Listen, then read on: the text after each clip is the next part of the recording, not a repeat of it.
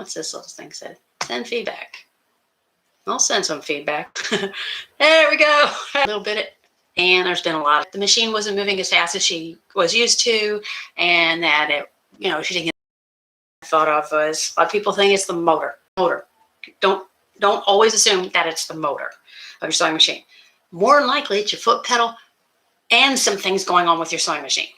So I have this Stylist 834 that I started doing maintenance on it and got sidetracked, and it sat. And then when I picked it up, so that's what I do when I first get a machine, and I take it top off, take the bottom off, and I look inside, vacuum it out. And if there's anything awry, broken, teeth on gears and things like that, first thing I'll look for, a bad or old belt that needs to be replaced. This little Stylist back here, it was actually in really good shape.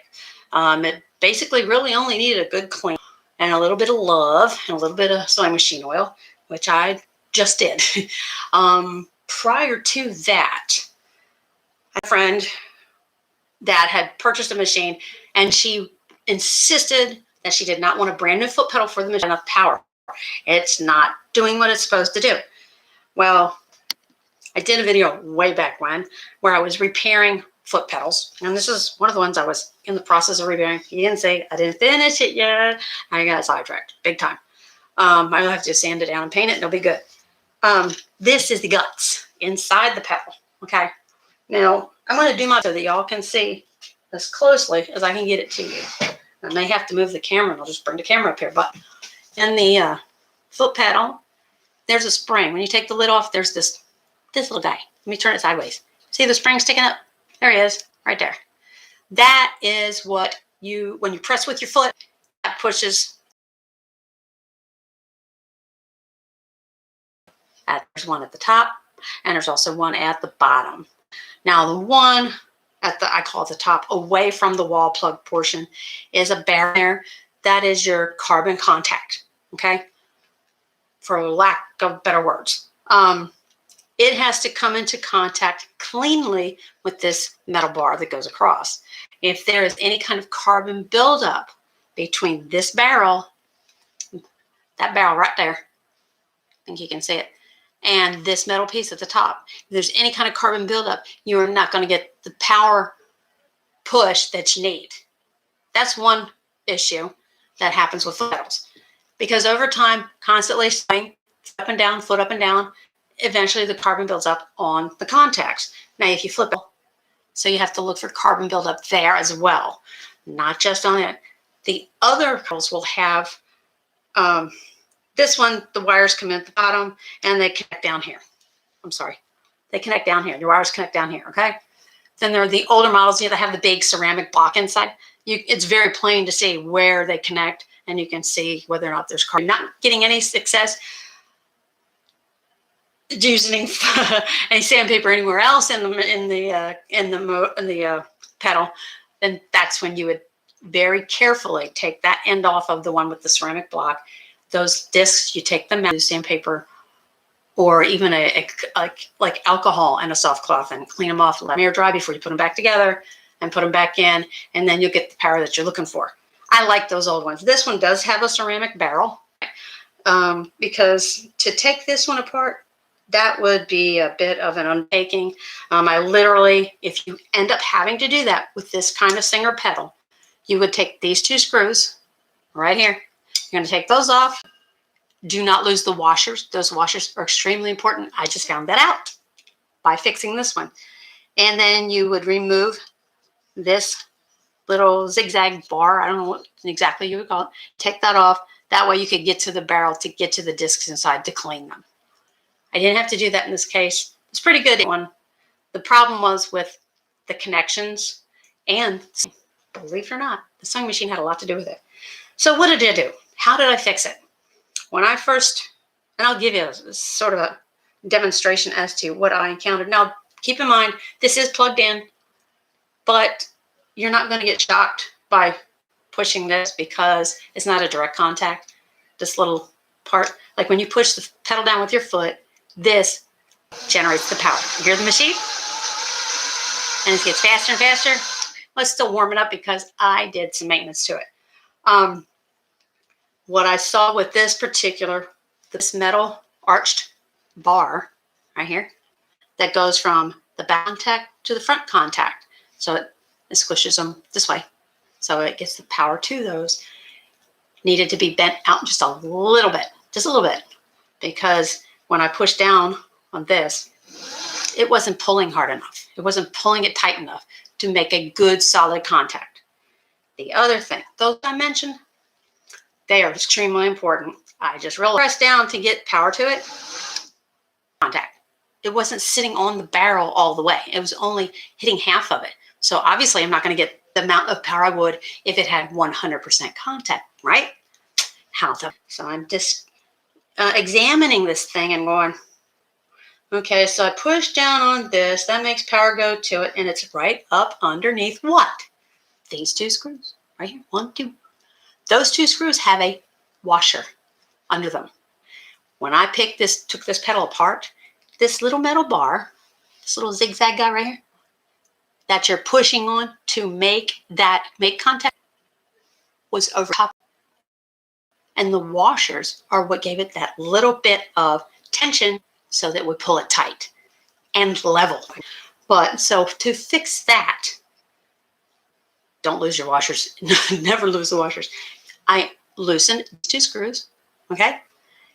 Lifted up the washer and made sure this bar was underneath the washer. Now the washers are, I guess they're not exactly round. I think one side is a little thicker on purpose to hold that bar in place for tension. So I lifted it up, made sure that bar was under there like this. There's not much power, right?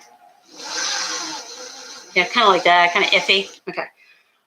But once I did that part, I also noticed, and I don't know how this happened with it, but the contact on the big barrel on top, it was kind of bent.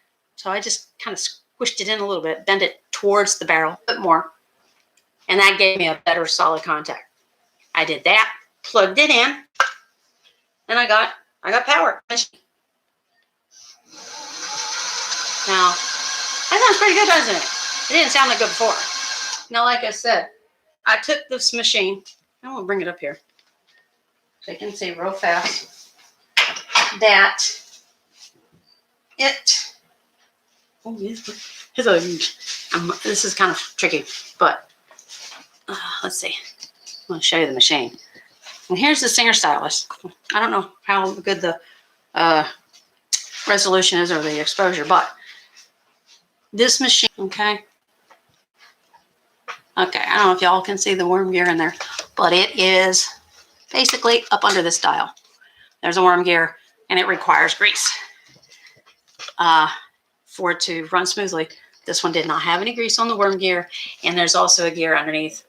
Pretty much all your Singers like this that needed grease also. So that one's on the bottom. Yeah, there was no grease on it either. So I greased it up, and any part where it was metal on metal that either went up and down, or around, I put 1 drop manually until it gets all worked in there. Now this will do better in the morning. All machines, once you do the first maintenance on it, it's best to do the 1 oil drop in those spots that it needs it. Your manual will also show you where those spots are to be while it's marinating. I thought I had a lot more work to do on this one, but I needed to check a pedal for this lady that I had sold a machine to, and she's like, "I'm in an hour." So that is how you fix the power problem. The pedal, contacts, and the machine, and the maintenance of the machine. That's why it's so important to always check that. I should say, a lot of projects once a week probably would work, unless you're doing like felt things. And yeah, I had it plugged in and testing it, but you're not going to shock yourself. The only spots that you're going to get a shock from, honestly, is going to be where the wires actually touch there, and on the other end, anywhere where you see a wire touch metal, don't touch that wire. You get zapped. I've done this fix with a lot of different pedals. It works for all different models. I hope this has been a help to you all. I hope it's a help to this young lady that has a machine. As far as cleaning up the carbon buildup on the contacts in the pedal, just need a little piece of that was on there in between the contacts. And that was a lot of the reason why it wasn't working. Plus the grease and the oil that the machine needed, another part of it. So it takes two, as they say, and it took two.